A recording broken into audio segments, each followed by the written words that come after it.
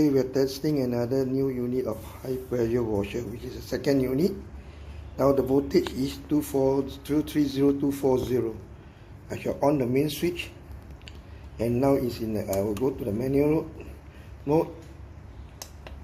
Okay.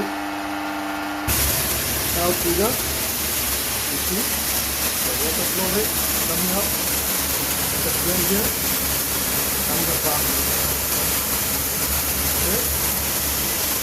Now back to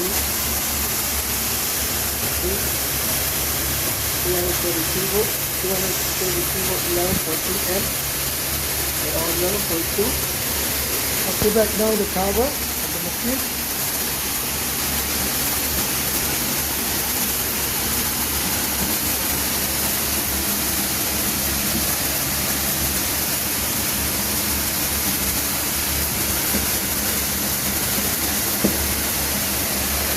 In the top.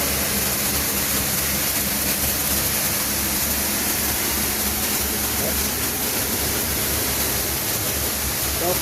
1.2 amp. Okay.